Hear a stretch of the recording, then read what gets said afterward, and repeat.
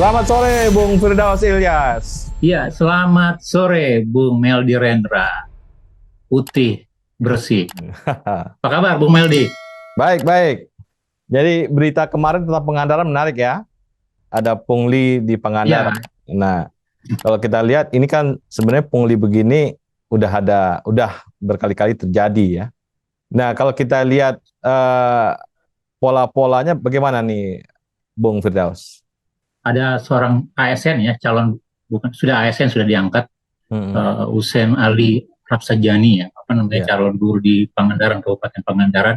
Hmm, Dia menyampaikan unek-uneknya, speak up lah istilahnya, hmm, melalui media sosial bahwa ketika dalam proses menuju pengangkatan sebagai ASN, hmm, dia harus melaksanakan pelatihan dasar di klat dasar begitu. hmm, Kemudian dia menyampaikan ada beberapa kejadian yang notabene yang kita sebut sebagai pungli, entah sebagai uang transport, uang akomodasi atau hmm, apa begitu.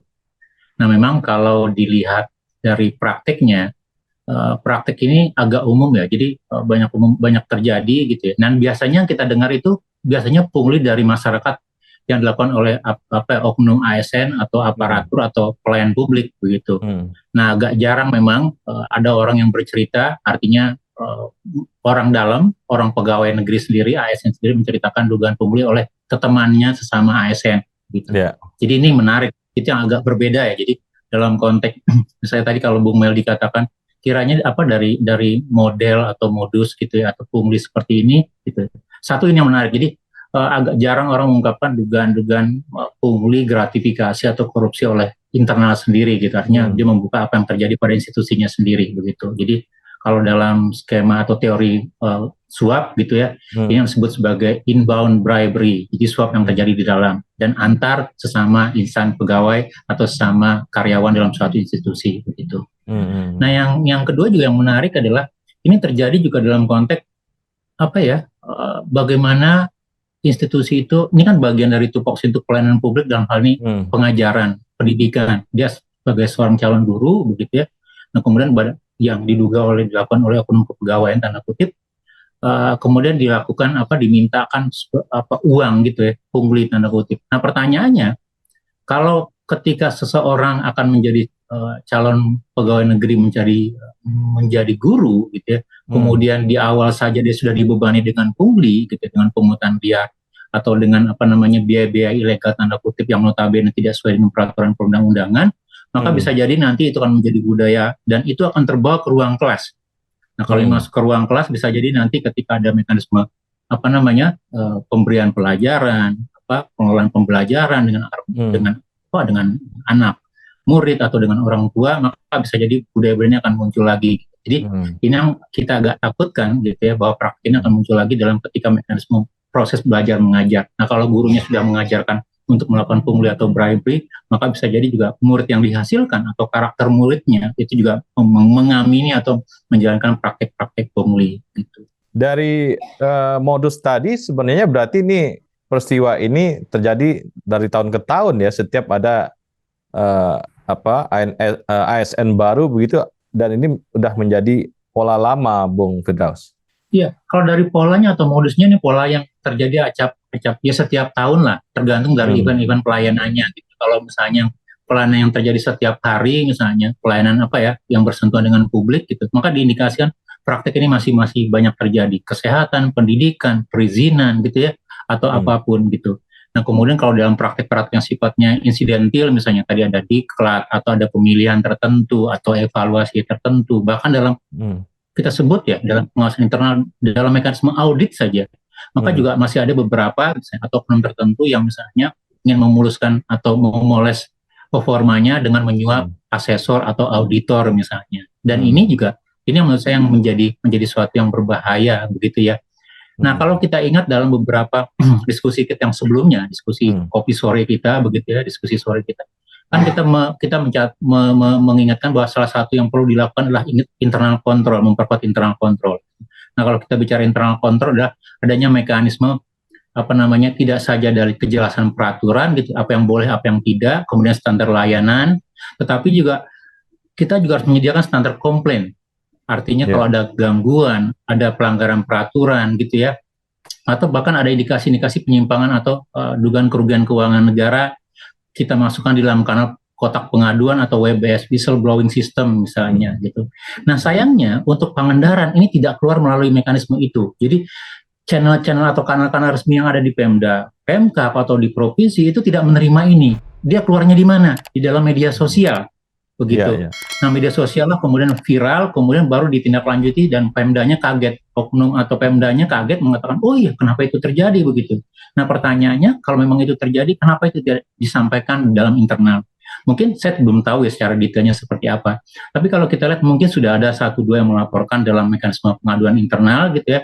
Tapi mungkin karena tidak ada respon yang baik atau tidak ada jaminan keamanan dan segala macam, akhirnya dia menjadi alat yang sia-sia. Akhirnya yang paling efektif itu apa? Ya orang melihat kanal sosial gitu ya gitu.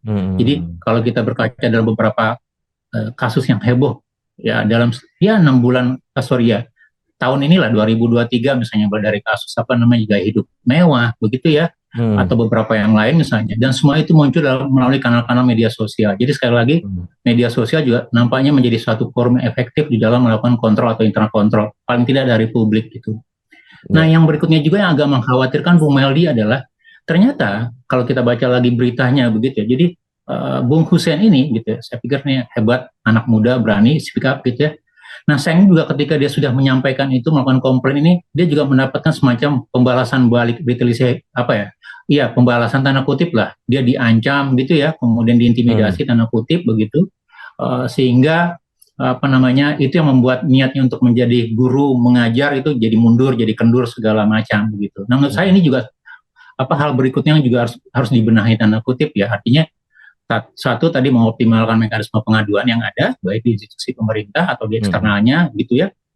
Kemudian yang kedua juga memberikan jaminan perlindungan gitu. Jadi kalau tidak ada jaminan perlindungan, bisa jadi misalnya pengadunya takut, atau ketika dia berani sudah sampaikan pertama di publik ya nanti diancam, dipecat atau dinonjobkan atau dinonjobkan, atau malah yang lebih sadis misalnya kadang-kadang kita diancam melakukan dugaan pelanggaran undang-undang ITE gitu. Jadi orang berniat baik ingin menyampaikan sesuatu malah dibungkam, malah dimatikan dengan tadi instrumen-instrumen yang notabene itu bukan untuk membatasi tapi untuk menjaga ketertiban dan digunakan sebagai alat untuk menakut-nakuti. Ini yang menurut saya juga menjadi satu catatan penting.